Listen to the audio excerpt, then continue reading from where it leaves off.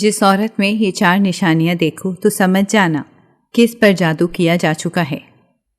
محترم ناظرین و سامعین، کبھی آپ نے کسی عورت کو دیکھا ہے جو ہنستی ہے، باتیں کرتی ہے، سب کے ساتھ معمول کی زندگی گزار رہی ہوتی ہے، لیکن اس کے اندر ایک چیخ دفن ہوتی ہے، ایک ایسا سناٹا جو قبر کی خاموشی جیسا ہوتا ہے۔ وہ عورت جس کی آنکھوں میں ایک اندیکھا خوف تیرتا ہے اور جس کے وجود میں ایک ایسا طوفان برپا ہوتا ہے جسے دنیا محسوس تک نہیں کر سکتی۔ ناظرین، یہ وہ عورت ہوتی ہے جس پر جادو ہو چکا ہوتا ہے، لیکن یہ جادو کوئی عام وار نہیں۔ یہ نہ خنجر سے کاٹتا ہے، نہ زنجیر سے باندھتا ہے۔ یہ تو خاموشی سے، آہٹ کے بغیر اس کی روح میں اترتا ہے، اس کی دعاؤں کو قید کرتا ہے، اس کے سجدوں کو بھاری کر دیتا ہے، اس کے خوابوں کو ڈراؤنی حقیقتوں میں بدل دیتا ہے۔ کیا آپ جانتے ہیں ایسی عورت کو پہچاننے کی صرف 4 نشانیاں ہیں؟ صرف 4، لیکن اتنی خوفناک کہ اگر آپ نے انہیں دیکھ لیا تو ہو سکتا ہے وہ عورت کوئی اجنبی نہ ہو بلکہ آپ خود ہوں۔ وہ کون سی نشانیاں ہیں؟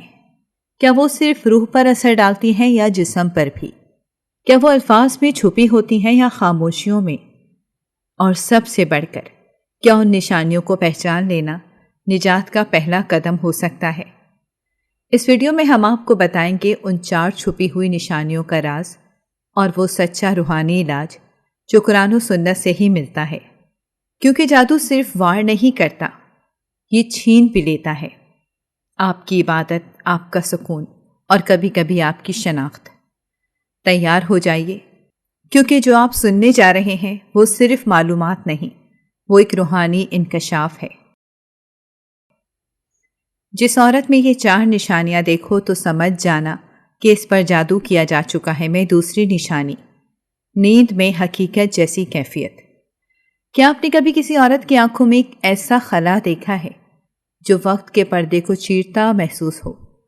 کبھی ایسا لمحہ آیا ہے جب اس نے کہا ہو، مجھے سمجھ نہیں آتا، وقت میرے ہاتھ سے نکل گیا ہے یا جیسے تھم گیا ہے؟ ناظرین، اگر کسی عورت کی زبان سے ایسے الفاظ نکلیں تو آپ چونک جائیے، کیونکہ یہ عام بات نہیں، یہ اس اندیکھے جادو کی پہلی نشانی ہے جو روح کے سب سے گہرے مقام کو نشانہ بناتا ہے۔ وقت کا احساس۔ تصور کیجئے ایک ایسی عورت کہ جو عام نظر آتی ہے، سب کے ساتھ بیٹھتی ہے، باتیں کرتی ہے، لیکن اندر ہی اندر ایسی کیفیت سے گزر رہی ہوتی ہے جو دنیا کی نظروں سے چھپی ہوتی ہے۔ وہ اذان کی آواز سنتی ہے تو اس کے دل پر ایک گھٹن اترتی ہے، جیسے لمحے جا گئے ہوں، جیسے وقت اسے نگلنے آیا ہو۔ اور کبھی یوں ہوتا ہے کہ چند لمحے پلک جھپکنے میں گزر جاتے ہیں اور وہ حیرت سے گھڑی کو دیکھتی ہے، یہ وقت کہاں چلا گیا؟ یہ وہ لمحہ ہوتا ہے جہاں جادو کا پہلا وار اس کے شعور پر ہوتا ہے اور وہ اپنے ارد گرد کے وقت کو، اس کی روانی کو، اس کے نظم کو صحیح طور پر محسوس نہیں کر پاتی، جیسے وقت اس کے لیے ایک الگ ہی دور میں بہنے لگا ہو۔ نہ وہ خود اس دور کو سمجھتی ہے، نہ دوسروں کو سمجھا سکتی ہے۔ یہی تو جادو کی سب سے ہولناک چال ہے کہ وہ خاموشی سے حملہ کرتا ہے، بغیر نشانی، بغیر شور۔ اور جب پہلی نشانی ظاہر ہوتی ہے تو وہ ایسی غیر مرئی ہوتی ہے کہ لوگ اسے وہم، تھکن یا ڈپریشن کا نام دے دیتے ہیں، لیکن ناظرین، یہ وہ لمحہ ہے جسے پہچاننا سب سے ضروری ہے۔ قرآن مجید میں سورۃ البقرہ میں ذکر ہے کہ جادو سے میاں بیوی میں جدائی ڈال دی جاتی ہے، مگر کیا یہ جدائی صرف جسمانی ہوتی ہے؟ نہیں، یہ احساسات کی، وقت کے بہاؤ کی اور روح کے مرکز کی جدائی ہے۔ جادو عورت کے اور اس کے لمحات کے بیچ ایک پردہ ڈال دیتا ہے۔ وہ عبادت میں کھڑی ہوتی ہے، لیکن سجدے کا لمحہ اس پر گھنٹوں کا بوجھ بن کر اترتا ہے۔ کبھی وہ دعاؤں کے دوران ایسا محسوس کرتی ہے جیسے ہوا رک گئی ہو، جیسے اس کا دل بھی رکنے والا ہو۔ یہ کیفیت صرف عجیب نہیں، یہ خوفناک ہے۔ وہ عورت جب کسی سے کہتی ہے کہ مجھے لگتا ہے وقت رک گیا ہے، تو لوگ ہنس دیتے ہیں، افسوس کرتے ہیں یا اسے وہم سمجھ کر نظر انداز کر دیتے ہیں، مگر وہ نہیں جانتے یہی وہ لمحہ ہے جب جادو نے اس کی روح میں پہلا قدم رکھا ہوتا ہے۔ اور پھر وقت اس کا نہیں رہتا، وہ فیصلہ نہیں کر پاتی، اس کی دعائیں ادھوری رہتی ہیں، اس کی راتیں جاگتی آنکھوں اور لرزتے دل کے ساتھ کٹتی ہیں۔ وہ لمحے نہیں جیتی، لمحے اس پر مسلط ہو جاتے ہیں۔ نبی کریم صلی اللہ علیہ وآلہ وسلم نے فرمایا، شیطان انسان کے خون میں دوڑتا ہے اور جادو زدہ عورت یہ دوڑ اپنی ہر سانس میں محسوس کرتی ہے۔ اگر آپ کے قریب کوئی عورت ہے جو وقت کو اپنی مٹھی میں نہیں رکھ پا رہی، جو نماز کے دوران بوجھ محسوس کرتی ہے، جسے لگتا ہے کہ وقت اس کے خلاف چلنے لگا ہے، تو رک جائیے، چونک جائیے، کیونکہ یہ جادو کی پہلی آہٹ ہے، اور اگر پہلی آہٹ اتنی خوفناک ہے تو آگے کیا ہے؟ جس عورت میں یہ 4 نشانیاں دیکھو تو سمجھ جانا کہ اس پر جادو کیا جا چکا ہے۔ میں دوسری نشانی، نیند میں حقیقت جیسی کیفیت۔ ناظرین، کبھی آپ نے کوئی ایسا خواب دیکھا ہے جس نے آپ کو ساری رات سونے نہ دیا ہو؟ ایک ایسا خواب جو خواب نہیں لگتا بلکہ مکمل حقیقت محسوس ہوتا ہے۔ آپ جاگ بھی جائیں مگر وہ لرزہ اور وہ گھٹن، وہ کیفیت آپ کے جسم سے، آپ کی ہڈیوں سے، آپ کی سانسوں سے جاتا ہی نہ ہو۔ اب تصور کیجئے، ایک عورت جو روز رات کو آنکھیں بند کرتی ہے اور نیند کے نام پر ایک نئی اذیت میں داخل ہو جاتی ہے۔ یہ کوئی معمولی خواب نہیں ہوتے، یہ وہی لمحے ہوتے ہیں جہاں جادو اپنی دوسری اور سب سے لرزہ خیز نشانی چھوڑ جاتا ہے، نیند میں حقیقت جیسی کیفیت۔ یہ کیفیت ایسی ہوتی ہے جیسے نیند اور بیداری کے درمیان کوئی سرحد ہی مٹ گئی ہو۔ وہ عورت سوتی ہے مگر محسوس کرتی ہے جیسے جاگ رہی ہو، جیسے کوئی اس کے قریب آ رہا ہو، کوئی سایہ، کوئی اندیکھا وجود جو اس کی طرف جھک رہا ہو۔ کبھی وہ دیکھتی ہے کہ کسی نے اس کا ہاتھ پکڑ لیا، کبھی کوئی اس کے بال کھینچ رہا ہوتا ہے، اور کبھی یوں لگتا ہے جیسے کوئی اس کے سینے پر بیٹھ گیا ہو، سانس روک لی ہو۔ وہ چیخنا چاہتی ہے مگر آواز گلے میں ہی دم توڑ دیتی ہے، بھاگنا چاہتی ہے مگر اس کا جسم جیسے زمین میں دھنس گیا ہو، بالکل بے جان۔ اور جب وہ جھٹکے سے جاگتی ہے، سانس پھولی ہوئی، دل زور زور سے دھڑک رہا ہوتا ہے، تو اس کے جسم پر ویسے ہی نشانات ہوتے ہیں جو خواب میں محسوس ہوئے تھے، نیل، خراشیں یا جلنے کا ہلکا سا داغ، لیکن حقیقت میں کسی نے اسے چھوا بھی نہیں ہوتا۔ یہی جادو کی انتہا ہے، جب یہ صرف شعور پر نہیں بلکہ لاشعور تک جا پہنچتا ہے۔ قرآن مجید میں سورۃ الاعراف میں اللہ تعالیٰ فرماتا ہے، یعنی وہ شیطان تمہیں وہاں سے دیکھتے ہیں جہاں سے تم انہیں نہیں دیکھ سکتے۔ وہ عورت بھی انہیں دیکھتی ہے، ان کے وجود کو اپنے خوابوں میں محسوس کرتی ہے، لیکن جاگنے پر صرف لرزتی ہے، سہمی ہوئی سانس لیتی ہے اور کچھ سمجھ نہیں پاتی۔ یہ کیفیت صرف خوفناک نہیں، تباہ کن ہے۔ وہ عورت اپنے بستر سے خوف کھانے لگتی ہے، جس بستر کو وہ دن بھر کے تھکن کے بعد اپنا سکون سمجھتی تھی، وہی اب اس کے لیے ایک نئی اذیت گاہ بن جاتا ہے۔ وہ سونے سے پہلے اپنے دل میں سوال اٹھاتی ہے، آج رات پھر کیا ہوگا؟ اور یہ سوچ اس کی نیند کو مزید بکھیر دیتی ہے۔ نیند جو کسی کے لیے راحت ہے، اس کے لیے ایک مسلسل جنگ بن جاتی ہے۔ اس نشانی کا ایک اور پہلو ہے جسے بہت کم لوگ سمجھتے ہیں۔ یہ کیفیت اس وقت بڑھ جاتی ہے جب عورت عبادت کے قریب ہونے لگتی ہے۔ جی ہاں، جب وہ قرآن کی طرف رجوع کرتی ہے، جب وہ دل سے توبہ کرتی ہے، جب اس کے لبوں پر استغفار آتا ہے، تو جادو کا وار شدید ہو جاتا ہے، اس کی راتیں اور زیادہ بھیانک ہو جاتی ہیں۔ یہ جادو کی مکاری ہے کہ وہ اس عورت کو نیکی سے، عبادت سے، اللہ کے ذکر سے ڈرا دے۔ کچھ عورتیں بتاتی ہیں کہ وہ خواب میں ایک سایہ دیکھتی ہیں جو انہیں گھور رہا ہوتا ہے، جیسے اس کی آنکھوں سے آگ نکل رہی ہو، اور پھر وہ سایہ آہستہ آہستہ ان کے قریب آتا ہے، اور اچانک سب کچھ ساکت ہو جاتا ہے، مگر جاگنے پر دل کی دھڑکنیں، پسینے میں شرابور جسم، اور وہی درد باقی رہتا ہے جو خواب میں محسوس ہوا تھا۔ اور سب سے عجیب بات، جسم پر کبھی کبھی وہی نشان بھی موجود ہوتے ہیں۔ یہ سب سن کر لوگ کہتے ہیں کہ یہ سب وہم ہے، دل بڑا کرو سب ٹھیک ہو جائے گا، لیکن ناظرین، یہ وہم نہیں، یہ اس روح کی سچی چیخ ہے جس پر جادو نے اپنے پنجے گاڑ رکھے ہیں۔ نبی کریم صلی اللہ علیہ وآلہ وسلم نے فرمایا، اچھے خواب اللہ کی طرف سے ہوتے ہیں اور برے خواب شیطان کی طرف سے۔ جادو زدہ عورت کے خواب محض برے نہیں ہوتے، وہ شیطانی اثر کا پہلا دروازہ ہوتے ہیں۔ اس دروازے سے صرف ڈر نہیں آتا، بلکہ وہ لمحات اس عورت کی روح کو رونتے چلے جاتے ہیں، اور یہ سب چپ چاپ ہوتا ہے۔ کوئی نہیں دیکھتا، کوئی نہیں سمجھتا، اور یہی ہے جادو کی دوسری بڑی چال، تنہائی۔ یہ عورت تنہا ہو جاتی ہے۔ جب وہ اپنی بات کسی سے کرتی ہے تو لوگ اس پر ہنستے ہیں، افسوس کرتے ہیں یا اسے نفسیاتی مریض قرار دے دیتے ہیں۔ لیکن وہ عورت جانتی ہے یہ خواب نہیں، یہ حقیقت ہے۔ یہ ایسی حقیقت جو صرف رات کو آتی ہے، صرف اسی کو چھوتی ہے اور صرف اسی کے جسم پر نشان چھوڑتی ہے۔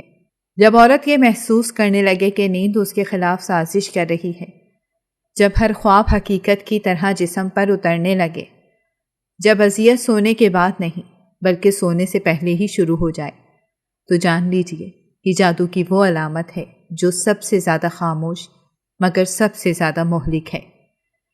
ناظرین، اگر آپ کے آس پاس کوئی ایسی عورت ہے جو صبح اداس آنکھوں کے ساتھ جاگتی ہے، جو بار بار کہتی ہے میں رات کو کسی کو محسوس کرتی ہوں، یا جو اپنے جسم پر اندیکھے نشانات کی شکایت کرتی ہے، تو اسے صرف نہ سمجھیں، اسے پہچانیں، کیونکہ وہ خواب، اس کا وہ خوف محض نیند کا تاثر نہیں، وہ اس دنیا کی دستک ہے جہاں جادو اپنا کھیل کھیلتا ہے۔ اور یاد رکھیں، اور یہی وہ لمحہ ہے جہاں ایمان لڑکھڑا سکتا ہے، اور یہی وہ مقام ہے جہاں قرآن و سنت واحد سہارا بنتے ہیں۔ سورہ فلق اور سورہ ناس صبح شام پڑھنے والے اذکار، وضو کی حالت میں سونا اور دل سے اللہ کی پناہ مانگنا، یہ وہ ہتھیار ہیں جو اس شیطانی اثر کو توڑ سکتے ہیں۔ مگر شرط یہ ہے کہ اس عورت کے قریب رہنے والے اس کی حالت کو صرف خواب نہ سمجھیں، بلکہ ایک روحانی چیخ کو سنیں اور اس کے درد کو پہچانیں۔ جس عورت پر یہ 4 نشانیاں دیکھو تو سمجھ جانا کہ اس پر جادو کیا جا چکا ہے۔ میں تیسری نشانی، یادداشت میں اچانک خلا بن جانا۔ کبھی آپ نے کسی عورت کو یوں خاموش ہوتے دیکھا ہے جیسے اس کی زبان کو کسی اندیکھے ہاتھ نے چھو لیا ہو، جیسے وہ کچھ کہنا چاہتی ہو، کوئی عام سی بات، کوئی عام سا جملہ، مگر الفاظ حلق میں آ کر سوکھ جائیں اور چہرے پر وہ رنگ اتر آئے جو نہ بیماری کا ہوتا ہے، نہ تھکن کا، بلکہ کسی اندیکھے وار کا، جو دل اور دماغ دونوں پر ایک ہی وقت میں لگے۔ یہ معمولی بات نہیں، یہ ہے جادو کی وہ خاموش مگر مہلک نشانی۔ جب عورت کی یادداشت اس کے اپنے قابو سے نکلنے لگتی ہے، اس کا دماغ ایک پل کو منجمد ہو جاتا ہے، جیسے کوئی بٹن دب گیا ہو، جیسے اس کی سوچوں کا دروازہ بند کر دیا گیا ہو، بغیر اجازت، بغیر دستک۔ تصور کیجئے، ایک عورت ہے، سراپا نرمی، دعا مانگتی ہوئی، آسمان کی طرف نگاہ اٹھائے، رب کے سامنے ہاتھ پھیلائے، الفاظ زبان پر آتے ہیں، مگر ایک لمحے میں ان کا راستہ بھول جاتے ہیں۔ وہ بھول جاتی ہے کہ کیا مانگ رہی تھی۔ وہ سوچتی ہے شاید تھکن ہے، شاید دماغ بھٹک گیا ہے، مگر اگلے ہی لمحے جب وہ دعا بند کرتی ہے، آنکھیں کھولتی ہے، تو سب یاد آ جاتا ہے، ہر لفظ، ہر جملہ۔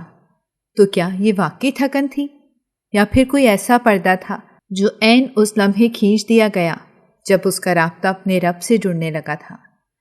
یہ وہی وقت ہوتا ہے جب جادو کا زہر دماغ کی شریانوں میں گھسنے لگتا ہے۔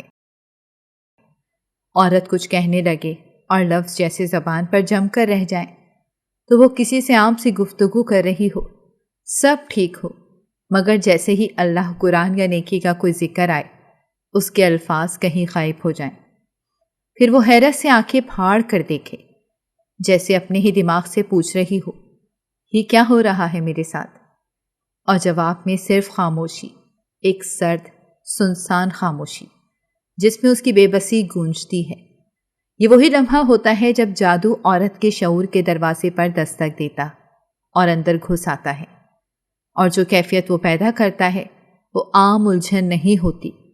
یہ وہ لمحہ ہوتا ہے جب عورت سوچتے سوچتے رک جاتی ہے، بولتے بولتے خاموش ہو جاتی ہے اور خود سے کہتی ہے میں کیا کہہ رہی تھی؟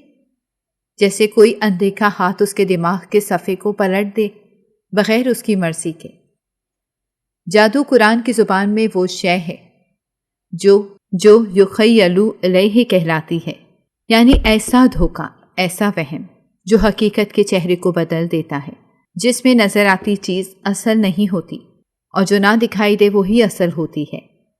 جادو دماغ پر یوں قابض ہو جاتا ہے جیسے خزاں کی ہوا پھولوں پر چھا جائے، جب سب کچھ ٹھیک چل رہا ہو اور پھر یکدم سب کچھ بدل جائے۔ عورت خود کو شک کی نگاہ سے دیکھنے لگتی ہے۔ وہ سوچتی ہے شاید میں بیمار ہوں، شاید میرے دماغ میں خرابی ہے۔ وہ ڈاکٹر کے پاس جاتی ہے، ٹیسٹ کراتی ہے، مگر ہر رپورٹ صاف آتی ہے۔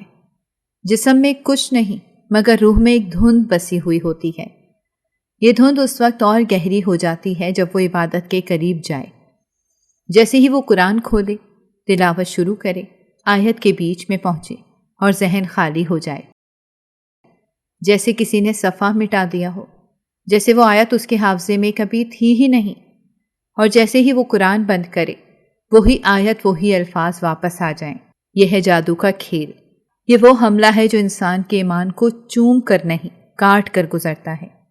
اور یہ صرف ذہنی خلل نہیں، یہ وہ حالت ہے جو عورت کو اپنی ذات سے بیگانہ کر دیتی ہے۔ وہ فیصلہ نہیں کر پاتی، اسے سادہ کام بھی مشکل لگتے ہیں، اس کی خود اعتمادی بکھرنے لگتی ہے۔ لوگ کہتے ہیں تم سستی ہو، تم دھیان نہیں دیتی، مگر حقیقت یہ ہے کہ وہ ایک ایسی جنگ لڑ رہی ہوتی ہے جو اس کی آنکھوں سے دکھائی نہیں دیتی، مگر اس کے دل میں طوفان برپا کرتی ہے۔ اب یہاں ایک نکتہ بہت اہم ہے۔ نبی کریم صلی اللہ علیہ وآلہ وسلم جو سب سے اعلیٰ، سب سے محفوظ، سب سے قریب تھے اللہ کے، ان پر بھی جادو ہوا۔ صحیح بخاری میں آتا ہے کہ آپ کو محسوس ہوتا تھا کہ آپ نے کوئی کام کیا ہے، حالانکہ حقیقت میں نہیں کیا تھا۔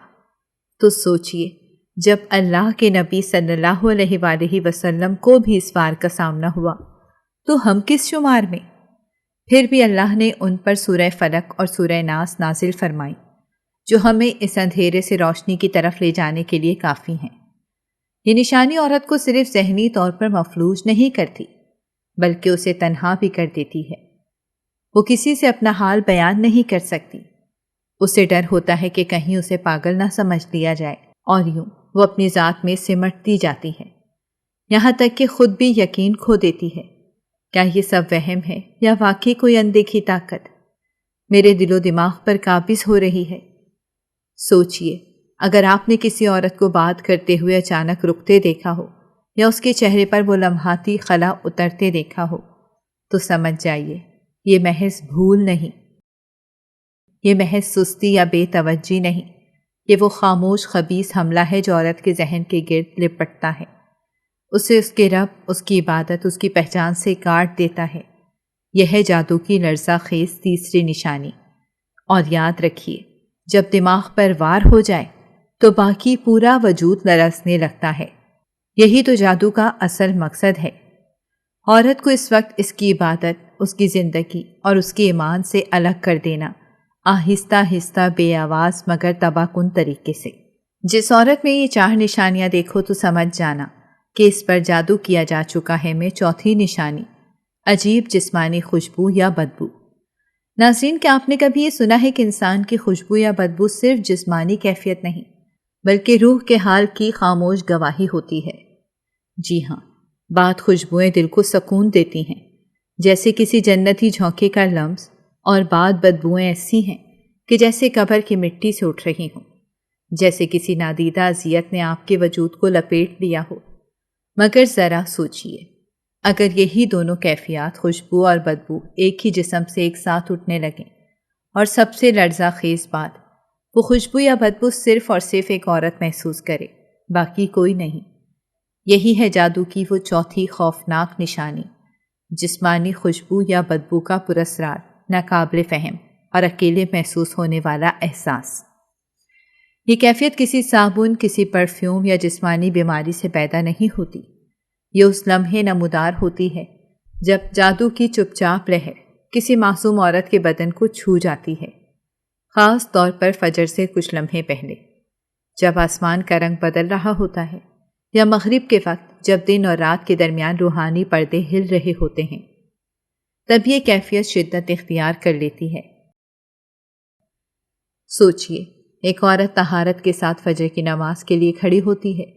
جیسے ہی وہ تکبیر کہتی ہے، اس کی سانس میں ایک مہک اترتی ہے۔ وہ خوشبو کچھ عجیب ہوتی ہے، نہ گلاب نہ عنبر، بلکہ جیسے کسی اور ہی دنیا کی ہو۔